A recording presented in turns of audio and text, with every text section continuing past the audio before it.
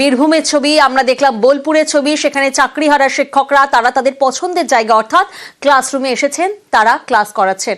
আর এবার মুর্শিদাবাদের দিকে নজর রাখবো। মুর্শিদাবাদের রঘুনাথগঞ্জ স্কুলে এসে পৌঁছেছেন দুই চাকরিহারা, কান্নায় ভেঙে পড়েছেন। যোগ্য এবং অযোগ্য তালিকাটা প্রকাশ করবে। সুপ্রিম কোর্টকে যদি দিয়ে দেওয়া হয় তাহলে মহামান্য সুপ্রিম কোর্ট কিন্তু নিমিষেই আমাদেরকে বহাল রাখবে, এইটুকু আমার বিশ্বাস। যোগ্য অযোগ্য লিস্ট কিন্তু দিতে হবে, নচেত আমাদের চাকরি কিন্তু চাকরি হারা আছে, চাকরি হারা হয়েই থেকে যাবে, চাকরি ফিরে পাবো।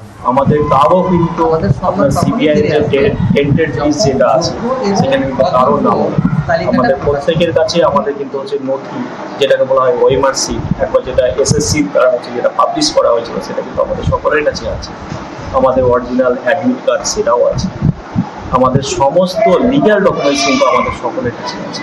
সামনের দিনে আমরা আশা করব যেন আমাদের সম্মান ফিরে আসে।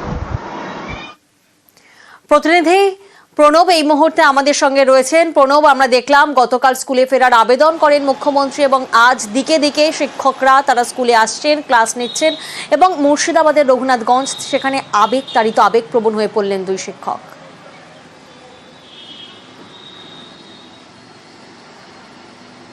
একদম তাই। দেখো, শেখালিপুর হাই স্কুলে মোট 17 জন শিক্ষক এবং একজন ক্লার্ক, মোট 18 জনের চাকরি চলে যায় এবং গতকালকে মুখ্যমন্ত্রী চাকরি হারাদের সঙ্গে বৈঠক করেন এবং সেখানে তিনি আশ্বাস দেন যে আপনারা স্কুলে যান, ক্লাস করুন। এরপরে কিন্তু দেখা গেল শেখালিপুর স্কুলের একজন বিজ্ঞানী শিক্ষক জসিমউদ্দিন শেখ এবং আরও একজন তোমার ফিলোসফি শিক্ষক মাসুদ রানা, দুই শিক্ষক স্কুলে উপস্থিত হয়েছিলেন। কিন্তু স্কুলে উপস্থিত হয়ে তারা মুখ্যমন্ত্রীর আশ্বাসে কিছুটা হলেও আশ্বাসিত, সেই কারণে কিন্তু তারা এসেছেন এবং কথা বলার সময়তেই তারা যথেষ্টভাবে আবেগপ্রবণ হয়ে পড়েন। তারা বলেন যে রীতিমতন যোগ্যতার সাথে এসএসসি পাস করে তারা শিক্ষক হয়েছিলেন, দীর্ঘদিন ধরে শিক্ষকতা করেছেন, তারপর তাদের হঠাৎ করে চাকরি চলে যায়, পরিবার নিয়ে একদম অথৈ জলে। তবে গতকালকে যে মুখ্যমন্ত্রী আশ্বাস দিয়েছেন তারা কিছুটা আশ্বাসিত এবং তারা চাইছেন যত শীঘ্র তাদের যে সম্মান, সেই সম্মানটা যেন ফিরিয়ে দেওয়া হয় এবং তারা যে আবার প্রতিদিন স্কুলে আসবেন সেটাও জানিয়েছেন, কারণ তারা বাড়িতেও থাকতে পারছে না, এমনই একটা অবস্থার মধ্যে দিন কাটাচ্ছেন এই এলাকার লোকরা বলছে। তাই তাদের একটাই আবেদন, তাদের যে আগের যে পুনর্মর্যাদা ছিল সেই মর্যাদাটা যেন তাড়াতাড়ি ফিরিয়ে দেওয়া হয়, তারা যেন যোগ্য শিক্ষক রূপে আবার প্রতিষ্ঠা পেতে পারেন সেই ব্যবস্থাটা করুক সরকার। এবং সে তাদের কথা অনুযায়ী যে বাদবাকি যারা 15 জন টিচার আছেন তারাও একে একে আসবেন এবং প্রধান শিক্ষকও স্বীকার করেছেন যে 17 জন শিক্ষক একবারে চলে যাওয়ার জন্য স্কুলের পঠন পাঠনে যথেষ্টভাবে বিঘ্নিত হচ্ছিল এবং এই শিক্ষকরা যদি আসে তাহলে নতুন করে আবার ক্লাস নেওয়াগুলো, সমস্ত ক্লাসগুলো নেওয়া সম্ভব হবে। কারণ বর্তমান সময়ে তোমার পরীক্ষা চলছে, সেখানে ইউনিট টেস্ট চলছে, সেই ইউনিট টেস্ট চালানোর জন্য তোমার পর্যাপ্তভাবে শিক্ষক নেই, তার ফলে পরীক্ষা নিতেও সমস্যা হচ্ছে এবং দুজন শিক্ষক আজকে এসেছেন, বাদবাকি দিনে বাকি শিক্ষকরাও আসবেন বলে তিনি জানিয়েছেন। একদম আজকে দুজন টিচার আমাদের এসেছিলেন, ওনারা সৌজন্য সাক্ষাৎ করলেন এবং ওনারা আমার কাছে জানতে চাইছেন লিখিত কোনো অর্ডার দিচ্ছেন।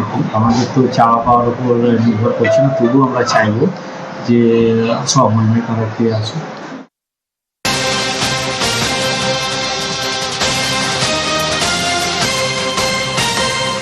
একদিকে আমরা দেখলাম দিকে দিকে চাকরিহারারা তারা স্কুলে ফিরে এসেছেন, তারা ক্লাস নিচ্ছেন, অন্যদিকে চাকরিহারাদের বিক্ষোভের ছবি সামনে আসছে। পশ্চিম মেদিনীপুর যে ছবি এই মুহূর্তে আপনারা দেখছেন, পশ্চিম মেদিনীপুরে চাকরিহারাদের বিক্ষোভ, ডিআই অফিসে তালা ঝুলিয়ে বিক্ষোভ দেখানো হচ্ছে। জেলা বিদ্যালয় পরিদর্শকের অফিসে তালা ঝুলিয়ে প্রতিবাদ চাকরিহারাদের। প্রতিনিধি শোভন এই মুহূর্তে আমাদের সঙ্গে রয়েছেন। শোভন, এখনো কি এই প্রতিবাদ, এই বিক্ষোভ চলছে?